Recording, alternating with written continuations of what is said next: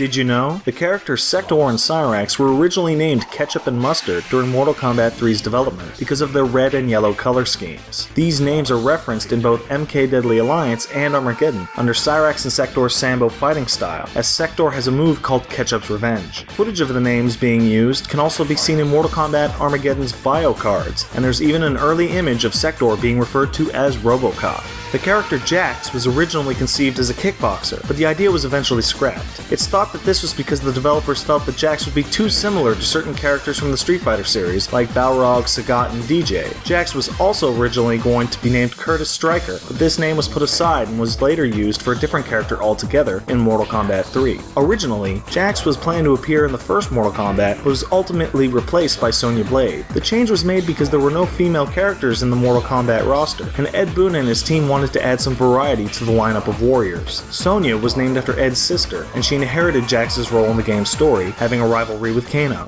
In an episode of G-Force Icons, Ed Boon stated that Kano's eye and metal-plated face were directly based off the T-800 from Terminator 2: Judgment Day. The ninja Rain was originally a red herring created by Mortal Kombat's developers. In the arcade version Ultimate Mortal Kombat 3, a character called Rain could be seen for a second in the game's attract mode, and seen to be fighting as a playable character. Rain's inclusion there was a joke, and was intended to spark fan rumors and efforts to try and unlock him in the game. Fans eventually gave up searching for ways to find the elusive warrior, and came to the realization he was another example of the developers having fun with rumors and secrets. The font used to display his name is slightly different than other characters, and this is possibly a hint that he wasn't real at all at the time. In the console versions of the game, however, he was eventually made playable anyway. The fact that his name is Rain, that he wears purple, and he later turned out to be a prince, is a reference to the album Purple Rain by Prince.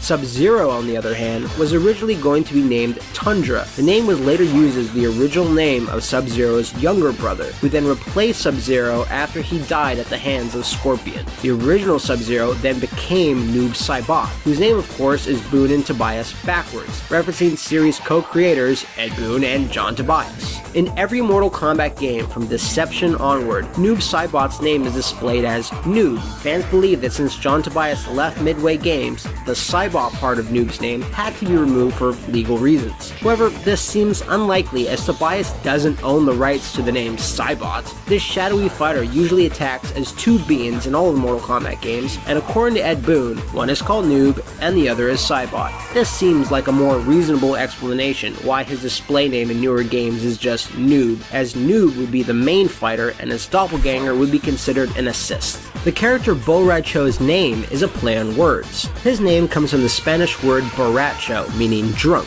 His sloppy nature and his drunken fist-fighting style also sprung from this idea. The character of Baraka has an appearance that was based on a mask of the vampire Nosferatu. The developers modified the mask, painting it to look more horrifying, and added false fingernails to extend the teeth. Early art also shows alternate Baraka designs as a human ninja wielding hook swords. These hook swords were later passed on to Cabal in MK3 and quickly became his signature weapon. Shao Kahn was originally going to have the same animalistic teeth as Baraka, but the idea was eventually dropped because the developers wanted Outworld to have a greater variety of races other than just the Tarkatan horde. Shao Kahn was digitally resized to be taller in MK2, making him tower over the other characters. This was actually necessary as the actor playing Shao Kahn, Brian Glynn, wasn't very tall to begin with. There's even a group photo of Glynn and the game's developers where Ed Boon appears to stand around 2 inches taller than the mighty ruler of Outworld.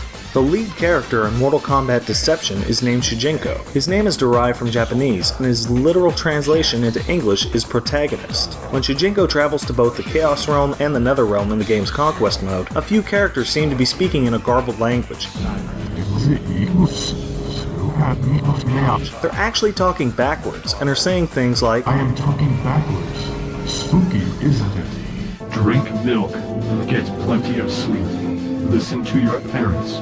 Do your homework. If you have decoded this, you have way too much time on your hands, my friend. It is said that John Vogel is a genius. John Vogel is a genius. Those last two comments were about Mortal Kombat series developer John Vogel. Vogel is an artist who has worked on the franchise since its inception, and his mention in the audio clips were likely just a fun in-joke. Ringo is not Shao Kahn. though sometimes he secretly wears the Emperor's helmet. This audio is a reference to fan reactions about Raiko's ending in Mortal Kombat 4. In the console versions of the game, Raiko's ending showed him walking through a portal into Shao Kahn's throne room and putting on Kahn's helmet. Though the ending was just a joke by developers, many fans thought the ending was stating that Raiko and Shao Kahn were canonically the same person, or that Raiko had managed to overthrow the Emperor. This same scenario was also joked about specifically in a mission where Shao Kahn sends Raiko a warning after hearing a rumor that he had been regularly sneaking into his chamber to wear his helmet. That's all for today, but don't forget to subscribe to us on YouTube and follow us on Facebook and Twitter. Make sure you also check out DidYouKnowGaming.com, where we post gaming trivia every single day. If you like this video, then please check out our other videos. And if you want to see more Mortal Kombat stuff, or lots of Let's Plays and cartoons, head on over to our channel, Two Best Friends Play, the hypest gameplay on YouTube.